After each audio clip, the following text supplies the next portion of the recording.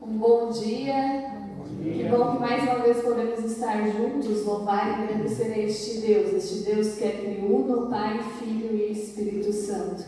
Hoje, dia 31 de outubro, o dia da Reforma Luterana, onde a gente celebra, lembra a Reforma, 504 anos desta Reforma. E eu quero saudá-los com o versículo de Romanos 5, 1 e 2, que diz: justificados, pois, mediante a fé, temos paz com Deus, por meio de nosso Senhor Jesus Cristo, por intermédio de quem obtivemos igualmente acesso pela fé a esta graça, e gloriemo-nos na esperança da glória de Deus. Este versículo que fala a respeito da justificação mediante a fé, desta graça que nós recebemos vindo das mãos de Deus. A salvação como presente, como graça de Deus para todo aquele que crê em Jesus Cristo e tem como Senhor e Salvador. Que realmente essa paz possa inundar o nosso coração, que nós possamos realmente aceitar das mãos do Senhor este presente e ter e reconhecer Jesus como Senhor e Salvador da nossa vida. Eu convido aquele que pode a se colocar de pé. Nós queremos ter um momento de oração. Bondoso Deus e Pai, graças nós te damos. Graças te damos, ó Senhor, por mais este dia que tu renova na nossa vida. Obrigada, ó Pai, porque podemos sim estar aqui na tua casa, louvar e agradecer o teu santo nome. Muito obrigada, Senhor, porque tu nos permite e nos chama a termos comunhão um com o outro e assim também contigo, ó Pai. Este culto é para ti, é para a honra e glória do teu santo nome, e tu és o nosso principal convidado. Tu és, ó Deus, este que pedimos, venha ao nosso encontro com teu Santo Espírito, transformar o nosso ser, transformar a nossa vida, Pai. Venha nos moldar conforme o teu querer e a tua vontade. Assim, ó Pai, entregamos este culto, entregamos o nosso coração, os nossos ouvidos, os nossos pensamentos a ti, ó Pai, pedindo que tu venha e transforme o nosso ser de forma completa, ó Pai. Assim, ó bondoso Deus, nós oramos no nome do teu Filho, Jesus Cristo, que é nosso Senhor e Salvador. Amém.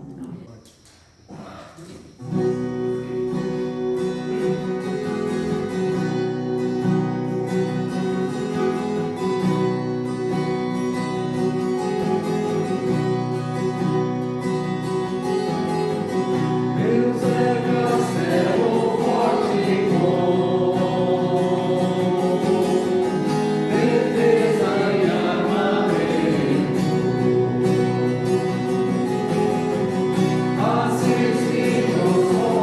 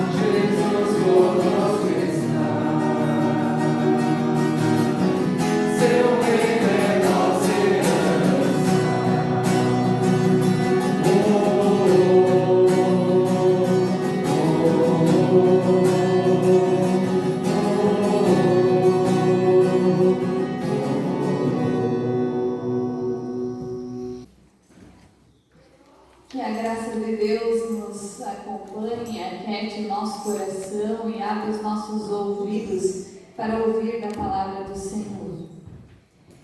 Você já se sentiu envergonhado?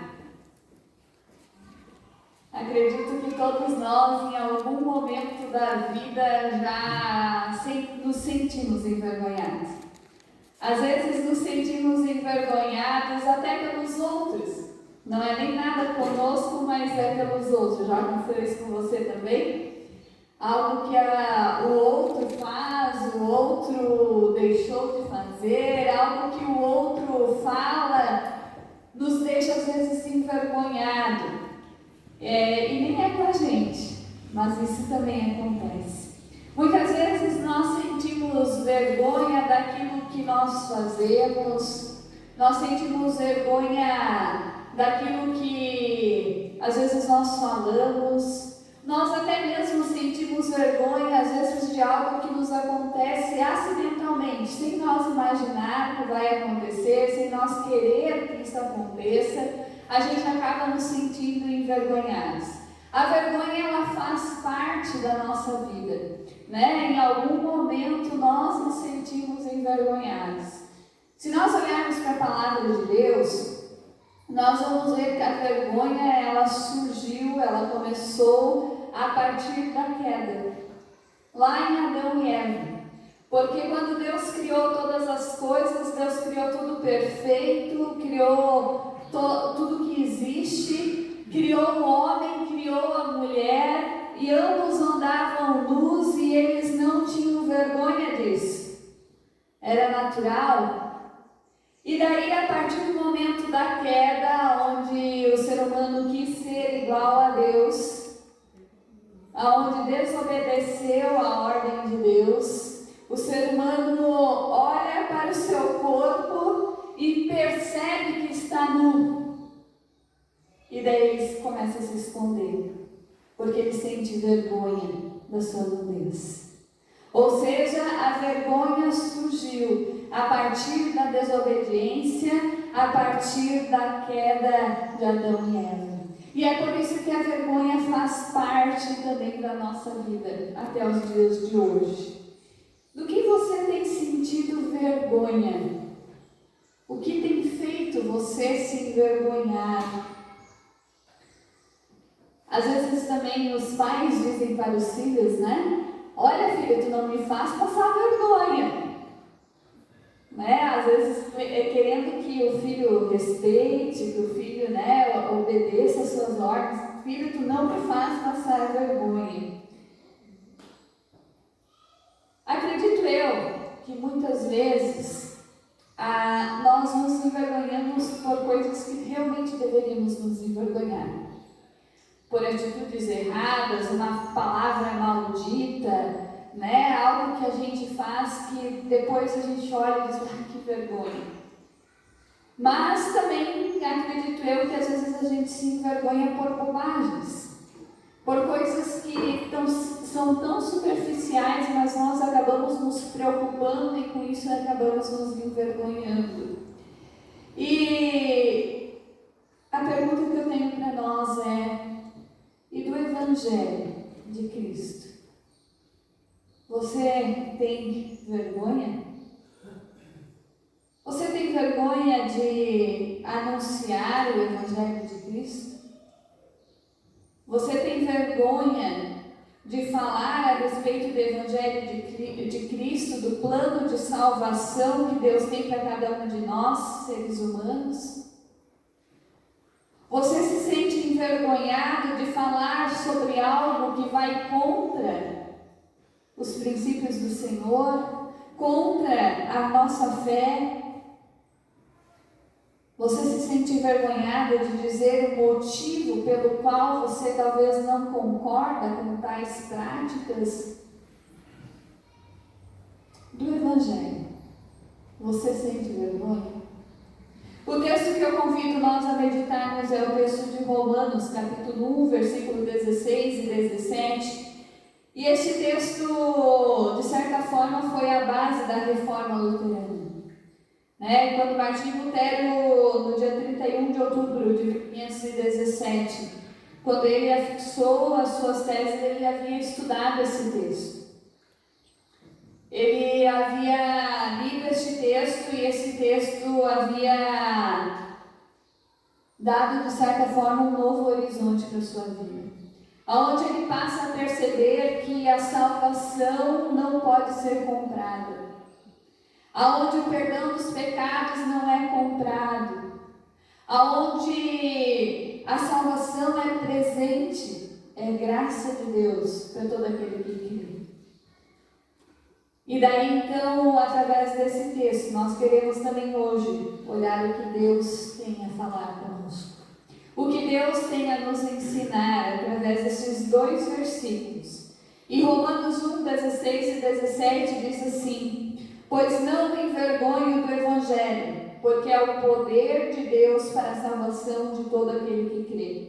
Primeiro do judeu e também do grego, visto que a justiça de Deus se revela no Evangelho de fé em fé, como está escrito, o justo viverá por fé. Paulo está escrevendo uma carta aqui. E ele está escrevendo essa carta para uma igreja que pessoalmente ele ainda não conhecia. Se nós olharmos alguns versículos anteriores a estes, 16 e 17, nós vamos perceber que Paulo ele expressa o desejo de algum momento estar junto com a comunidade, de estar junto com aquela igreja, que era a igreja de Roma, e poder visitar e poder assim falar do Evangelho, poder assim anunciar o Evangelho também aos romanos. E então Paulo diz: eu não me envergonho do Evangelho. Ou seja, Paulo não se envergonha de um dia ter crido no Evangelho. Pensando nisso, eu acho que o mais interessante, e acaba se tornando o texto ainda mais interessante, quando a gente relembra a história de Paulo. Quem foi Paulo? Paulo foi aquele que, por muito tempo na sua vida, perseguiu a igreja. Paulo foi aquele que matou cristãos. Paulo foi o perseguidor por muito tempo do cristianismo. E agora Paulo está aqui dizendo: eu não me envergonho do Evangelho. Ou seja, Paulo está dizendo: eu não me envergonho de um determinado dia eu ter olhado para o Evangelho, olhado para Cristo e deixado Deus transformar a minha vida. Eu não me envergonho de ter crido neste Evangelho. Não torna esse texto ainda mais interessante? Porque uma coisa é alguém que toda a vida caminhou numa família cristã, nasceu num lar cristão, veio com os princípios cristãos, dizer: eu não tenho vergonha do Evangelho. Outra coisa é alguém que era totalmente oposto, totalmente contra, a ponto de ir ao encontro dos cristãos e de levar preso e de até mesmo levar à morte.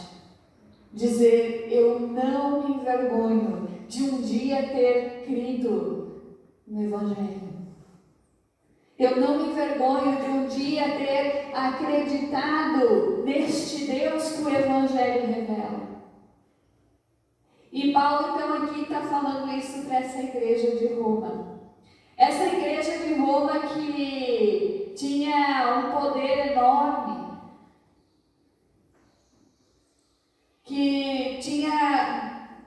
que firmava nas suas forças, tinha um império muito grande. E ele diz para vocês que eu também eu quero sim anunciar o Evangelho. Eu quero sim falar a respeito deste Evangelho, deste Deus que o Evangelho revela.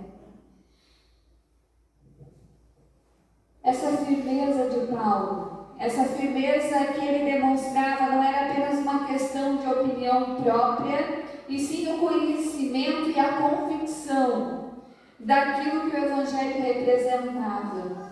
Ou seja, o poder de Deus para a salvação de todo aquele que crê. Às vezes a gente pensa nos milagres de Deus. E a gente acha que, nossa, né, o milagre de cura, o milagre da ressurreição, como os grandes milagres. Mas eu penso que o maior dos maiores milagres que Deus pode fazer, talvez Ele já fez na tua e na minha vida, que é a transformação de vida. É o poder de Deus para a salvação. Esse é o maior milagre que Deus pode fazer, maior do que até mesmo a própria ressurreição. Porque se nós olharmos para a nossa história, nós somos povo perdido. Como seres humanos, nós somos pessoas perdidas. Nossa condenação é sim o fogo do inferno. Nós nascemos no não. Nós não temos outra saída. Nós somos condenados. Mas o que Deus pode fazer, porque o Evangelho é poder de Deus, isso é milagre. Porque Ele torna o culpado justo. Porque o justo tomou o lugar do culpado. Porque Jesus Cristo toma o meu e o teu lugar, para naquela cruz sofrer no nosso lugar, para que os nossos pecados pudessem ser perdoados, para que eu e você pudéssemos ser reconciliados, para que nós pudéssemos assim então receber como graça, como presente de Deus a salvação. Isso é um milagre. O milagre de Deus que Ele talvez já operou na sua vida ou Ele ainda deseja operar. Então, nessa firmeza que Paulo demonstra, não era apenas uma questão de opinião própria. Era a convicção daquilo que o Evangelho é. Poder de Deus para a salvação de todo aquele que crê. Você crê neste Evangelho? Você crê nesse poder que o Evangelho, que Jesus Cristo tem? De poder salvar, de poder nos tirar do poço de perdição e nos trazer para a vida, nos trazer para a luz, nos trazer para uma vida além desta daqui, que é a vida eterna com Deus. Mas Deus nos convida a vivermos essa eternidade desde agora. Porque Deus nos convida a viver com Ele aqui e agora. Que sentido faz você querer viver a eternidade com Deus se aqui e agora às vezes você não quer? Se você não precisa viver com Deus aqui e agora, por que vai precisar na eternidade? Porque você tem medo do fogo do inferno? Porque você tem medo de sofrer? Viva aqui e agora, porque é o aqui e agora que vai nos levar a viver na eternidade com Deus. E essa é a mensagem do Evangelho. Uma mensagem simples. Uma mensagem que diz: Deus tem um plano especial para mim e para ti. Deus tem um plano de salvação. E é este Evangelho que Deus nos chama a anunciar. Mas é isso que às vezes nós temos vergonha. Às vezes nós nos calamos de falar a respeito deste Evangelho. Nós temos às vezes vergonha de falar porque sabemos que tem pessoas que não concordam com a gente. Pensam diferente, pensam e vivem de forma diferente, numa vida sozinhos, achando que são donos da vida. E daí para esses nós nos calamos, mas é para esses que nós somos chamados a falar. Porque é fácil falar quando a gente está junto com pessoas que creem neste Evangelho, que concordam com a gente, que balançam a cabeça. É fácil. Mas por que nós temos vergonha? Eu penso que atrás da vergonha está o medo. Nós temos medo de ser questionados e de não saber responder. Nós temos vergonha de talvez ser, de certa forma, comparados. Nós temos vergonha de que alguém olhe para nós e diga: pois é, você fala isso, mas você vive isso. Por trás está o medo. Nós temos medo de quebrar relacionamentos. Nós temos medo de que aquela pessoa que precisa ouvir o Evangelho se afaste de mim. E daí então eu deixo de falar porque eu quero ela próxima. Do que adianta ter ela próxima se a gente não anuncia o Evangelho? Se a gente não mostra para aqueles o que é o poder de Deus no Evangelho? Que diferença vai fazer na vida do outro?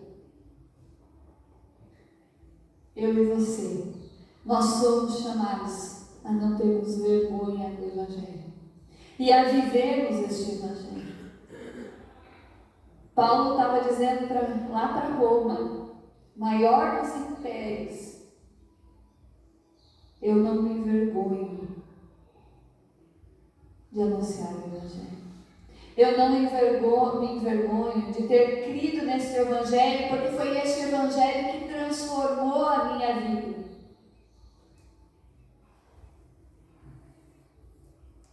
O que tem transformado a tua vida? Se tem transformado, se o Evangelho tem transformado a tua vida, tem transformado para pontos bons. Porque é essa transformação que Deus faz. Deus não nos transforma para nos colocar no fundo do poço. Deus nos transforma para tirar do fundo do poço e trazer para a luz. Se isso é bom, por que não falar para o outro? Por que não anunciar? Por que não ir contra algumas práticas que nós temos no nosso dia a dia? De falar a respeito daquilo que não concordamos. De dizer: olha, nós não concordamos com essa prática porque somos cristãos e isso vai contra a nossa vida de fé. E é interessante porque as experiências que eu tive nessa situação de eu dizer isso, eu fui acatada, eu fui ouvida. Tudo bem, tranquilo, a gente respeita a tua posição e a gente é ouvido. E a gente não pode ter medo. A gente não pode ter medo de que vão nos taxar ou que vão, de alguma forma, nos colocar de escanteio. Se colocar, nos colocaram por causa do Evangelho. Paulo foi preso por causa do Evangelho. E ele estava tranquilo diante disso. Porque ele sabia que era a vontade de Deus. Ele sabia por que Deus havia o chamado. Deus o chamou, o transformou para anunciar o Evangelho, para ser servo de Cristo. Como então podemos não nos envergonhar do Evangelho? Primeiro, eu penso que nós precisamos viver este poder que o Evangelho é em nossa vida. Nós só vamos conseguir não nos envergonhar do Evangelho quando nós vivemos esse Evangelho na nossa vida. Quando realmente nós estivermos certos de que nós somos, como diz o ditado, o óleo do algodão, que nós somos, como dizia Lutero, saco de vermes, que nós somos podres e que nossas atitudes por si só não são atitudes boas. Quando nós reconhecemos que nós erramos sim, nós somos pecadores, porque é isso que o Evangelho anuncia. É isso que, como cristãos, nós anunciamos, que nós somos isso mesmo. Mas o Evangelho vem ao nosso encontro, dizendo: tudo bem que nós somos assim, mas esse Deus que nós cremos é um Deus que nos ama. E Ele não se importa de mexer no saco de vermes. Ele não se importa de colocar a mão naquilo que é ruim e de transformar. E foi por isso que Ele deu o seu Filho, Jesus Cristo, para morrer. Porque se Ele se importasse ou não quisesse mexer no que é ruim, acha que Ele teria dado o Filho dele para morrer na cruz? Não. Ele teria dito: se virem. Se virem, porque a escolha foi de vocês.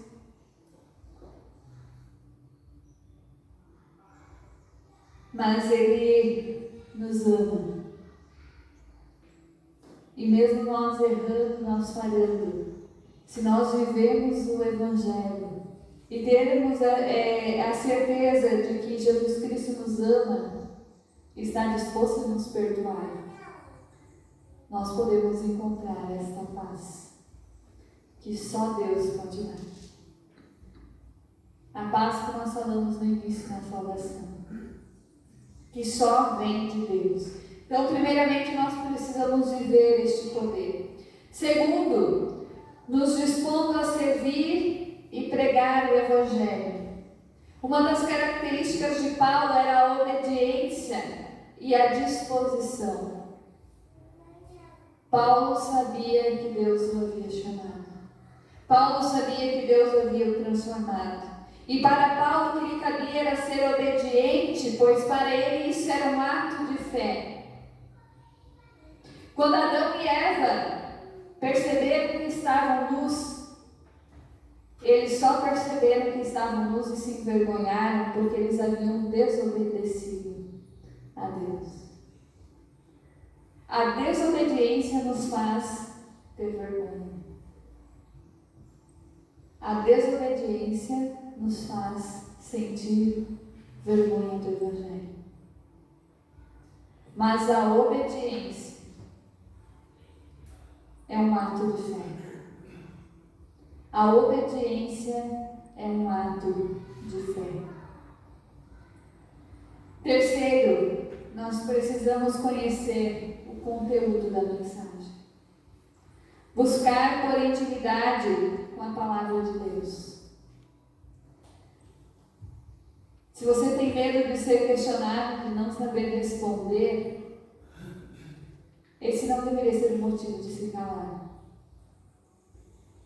Eu sempre digo, quando sou questionada e não sei responder, eu digo: olha, não é porque eu sou pastora que eu tenho as respostas todas aqui, ó, na ponta da língua para te dar. Tem coisas que eu preciso pesquisar.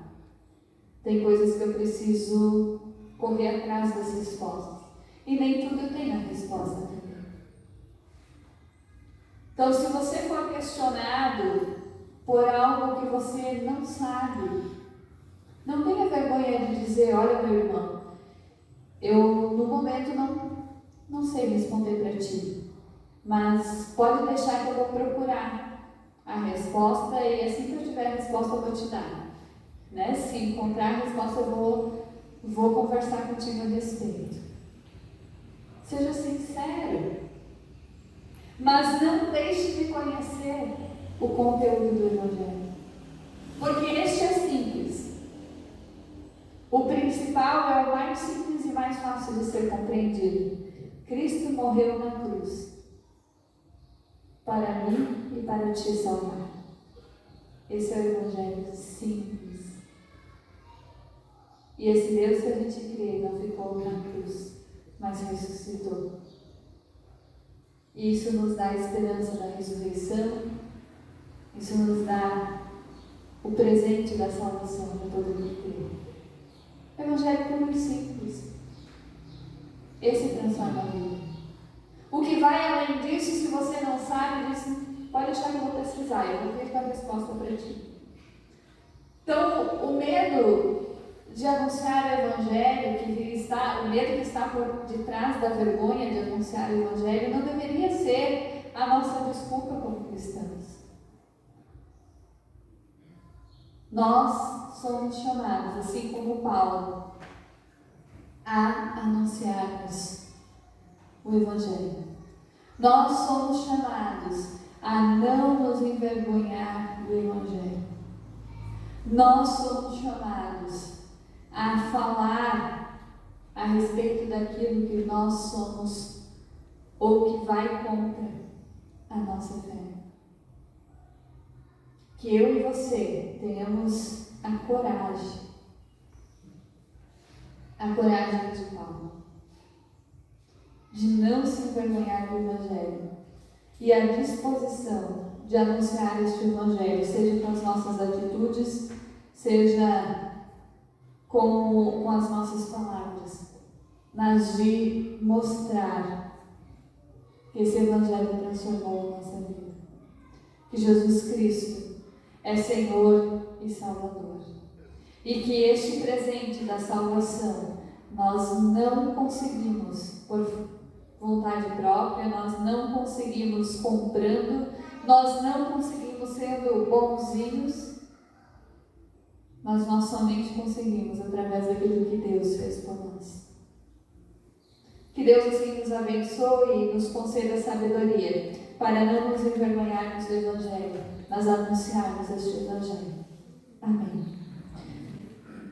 Assim como estamos, nós queremos um momento de oração.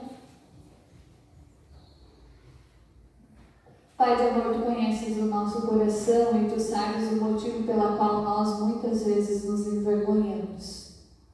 Tu sabes o motivo pelo qual muitas vezes nós nos calamos e deixamos de falar do Evangelho, deste poder de Deus que se revela através de Cristo Jesus. Pai de amor, graças te damos, ó Senhor. Graças te damos porque Tu se importa conosco e Tu não te importas de mexer nas nossas feridas, de mexer, ó Deus, na nossa podridão de vida e transformar. Obrigada, Senhor. Obrigada porque Tu nos transforma. E obrigada porque um dia Tu deste Jesus Cristo para naquela cruz sofrer e morrer no nosso lugar. Graças te damos, ó Senhor. Porque através da obra de Cristo nós podemos ser resgatados. E nós podemos ter vida e vida em abundância em Ti. Pai de amor, transforma o nosso coração. Molda a nossa vida a cada novo dia, para que o poder do Evangelho seja vivido através de nós a cada novo dia. Assim, a Deus de amor, nós oramos, no nome do Teu Filho Jesus Cristo. Amém.